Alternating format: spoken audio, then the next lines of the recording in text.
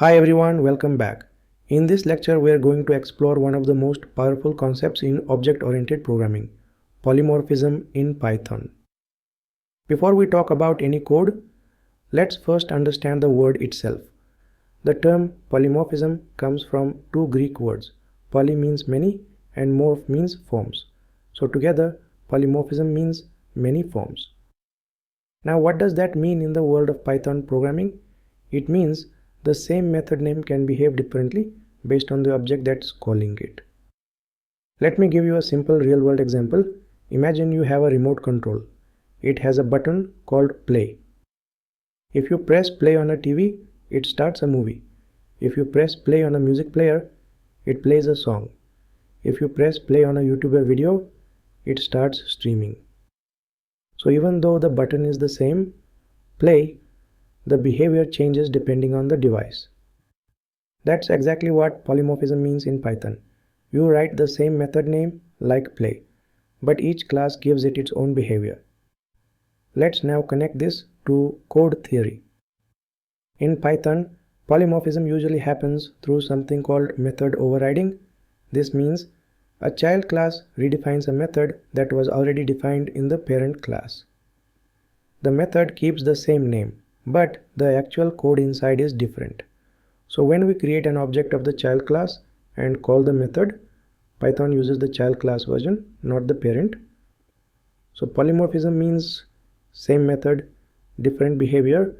It works through inheritance and method overriding, and it lets us write code that is flexible, reusable, and extensible.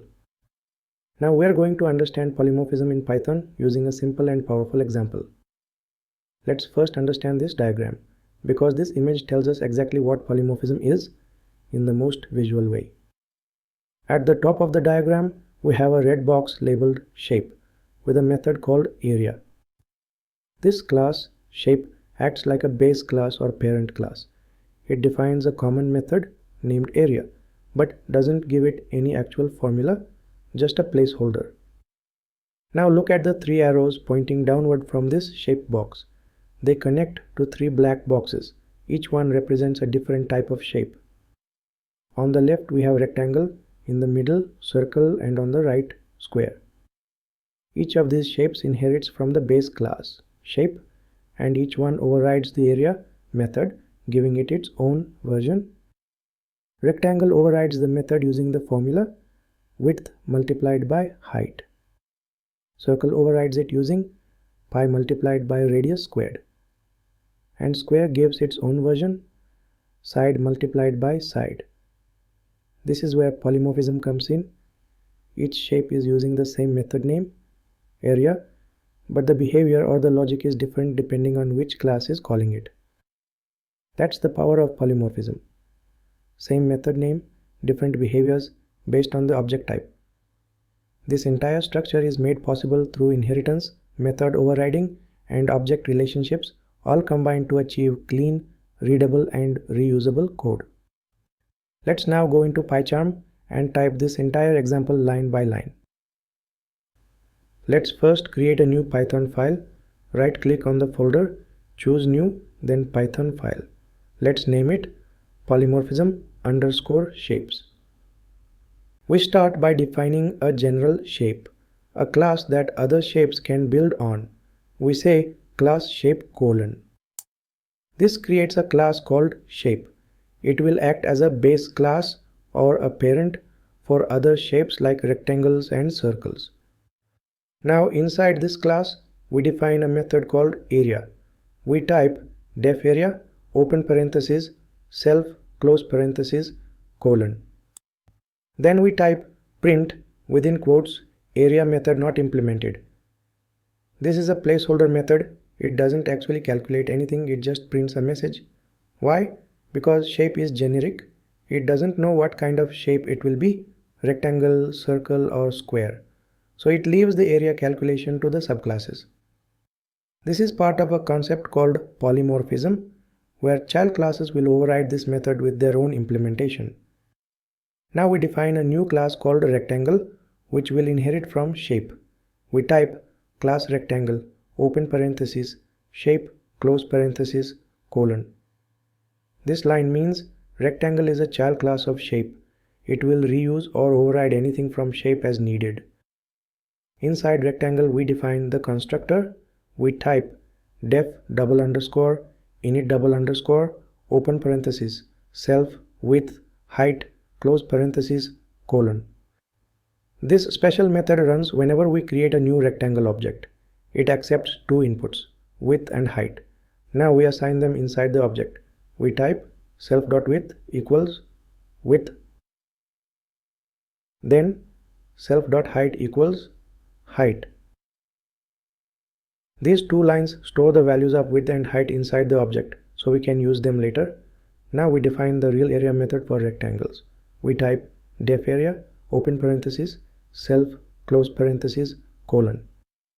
Then we type print within quotes area of rectangle colon comma self.width multiplied by self.height. This line calculates the area using the formula width times height and prints the result along with the message area of rectangle. This method overrides the area method in the base class shape. So if we create a rectangle object and call the area method, Python will use this version, not the one from the shape class. We are now defining a class called circle. This class will inherit from another class called shape. So we type class circle open parenthesis shape close parenthesis colon. This means circle is a child class and shape is the parent class. Circle will get access to anything defined in shape like methods we can override. Let's now define the constructor, the special method that runs when we create a new object. We type jdef, that's the keyword to define a method, double underscore init double underscore, this is the constructor. Inside the parentheses we pass self and radius. The self refers to the current object, the one we are creating. Radius is the input we give when creating a circle, for example 5 or 7. Inside the constructor we set this radius value into the object. We write self.radius equals radius. This means whatever radius value we pass in gets stored inside the object. Each circle will now carry its own radius value. Now let's define a method to calculate area. We type def area open parenthesis self close parenthesis colon. This method will calculate and print the area of the circle. Inside it we write print open quotes area of circle colon comma 3.14 times self.radius times self.radius. So what's happening here? We are using the formula for the area of a circle. That formula is pi multiplied by radius multiplied by radius. Here pi is written as 3.14 and radius is self.radius, so we multiply 3.14 by the radius and then again by the radius. That gives us the area of the circle. Now we begin by defining a new class for squares. We say class square open parenthesis shape close parenthesis colon. This line means we are creating a class called square and it's inheriting from the shape base class. Next let's define the constructor. We say def keyword used to define a method double underscore init double underscore, that's the constructor method. Then inside the parenthesis self and side. This constructor will run automatically when we create a square object. It accepts one input, side, which is the length of one side of the square. Inside the constructor we write self dot side equals side. This line stores the value of side inside the object, so we can use it later in other methods. Now let's define the method to calculate the area of the square. We type def area open parenthesis self close parenthesis colon. Inside the method we add this line print open quotes area of square colon comma self dot side multiplied by self dot side. This means we are calculating the area using the formula side times side. We take the side value, multiply it by itself and print the result along with the label area of square. So this entire class allows us to represent a square, store its side length and calculate its area when needed. And because it inherits from shape, we are also showing polymorphism, because this class provides its own version of the area method. Even though the parent shape class just had a placeholder area method, this square class overrides it with its own specific implementation. Let's now create one object of each shape. We type rect1 equals rectangle open parenthesis 10, 20 close parenthesis. This line creates an object called rect1 using the rectangle class. We are passing two values, 10 and 20. These become the width and height of the rectangle. Next we type circle1 equals circle open parenthesis 7 close parenthesis. This creates an object of the circle class named circle1. We are passing one value 7, which is the radius of the circle.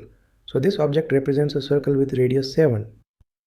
We now type square1 equals square open parenthesis 8 close parenthesis. This line creates a square object with the side length of 8. So now we have three different shape objects, rectangle, circle and square. Each one was created from its respective class. Now we group all these shapes into one collection. We type shapes equals open square bracket rect1 comma circle 1 comma square 1 close square bracket. This creates a list named shapes. It holds all three shape objects, rectangle, circle and square. This list allows us to loop through all the shapes one by one. Now we loop through each item in the list. We type for keyword followed by variable shape in keyword and then shapes colon. This is a for loop. On each iteration, the variable shape holds one object from the list. So first it holds the rectangle object, next it holds the circle object, finally it holds the square object. Inside the loop we call the area method. We type shape.area open and close parentheses. This line executes the area method on whatever shape is currently in the loop. What happens when we run this loop? On the first iteration, shape is rect1 calling shape.area runs the rectangle's area method, which calculates width times height, that is 10 times 20, and prints area of rectangle 200. Next, shape becomes circle. Calling shape area runs the circle's area method, which calculates pi times radius squared, that is 3.14 times 7 times 7, and prints area of circle 153.86. Then shape becomes square 1. Calling shape.area runs the square's area method, which calculates side times side, that is 8 times 8, and prints area of square 64. Let's now run the program and see the output. We get area of rectangle 200, area of circle 153.86, area of square 64. That's exactly what we expected. This is a classic example of polymorphism. Even though we are calling the same method, area, Python automatically decides which version to run based on the actual object type. So for a rectangle, it runs rectangle's version. For a circle, it runs circle's version, and for a square, the square's version. This is powerful because it allows us to write clean, flexible code that works on many object types using a shared interface. That's polymorphism in action.